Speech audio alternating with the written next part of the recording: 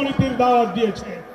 শ্রমিক কল্যাণ আল্লাহর নবীর আদর্শ তুলে ধরে মালিকদের কাছে বলেছে, শ্রমিকদের বলেছে, মালিকরা যা খাবে এবং পড়বে শ্রমিকরা যেন সেই পরিমাণ সেই মানের খেতে পারে, পড়তে পারে, সেই ন্যূনতম বেতন মজুরির ব্যবস্থা করতে হবে।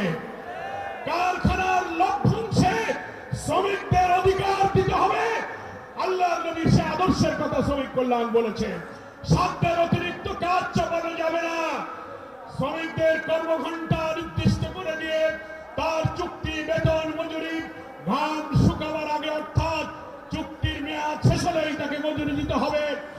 এইভাবে ইসলামী শ্রমনীতির নতুন ধারা সৃষ্টির লক্ষ্যে রাজধানী থেকে বাংলাদেশের সকল শিল্পাঞ্চলে আজ 2025 সালের হাঁটি হাঁটি পা পা করে সরকারের একটি নিবন্ধিত রেজিস্টার ট্রেড ইউনিয়ন হিসেবে আজকে বাংলাদেশে সবচেয়ে শ্রেষ্ঠ, সবচেয়ে বৃহৎ শ্রমিক সংগঠন বাংলাদেশ শ্রমিক কল্যাণ ফেডারেশন। আমি আজকে রাজধানী ঢাকার আসার পথে কয়েকটি শ্রমিক সমাবেশ ঘুরে ঘুরে দেখার সুযোগ পেয়েছি।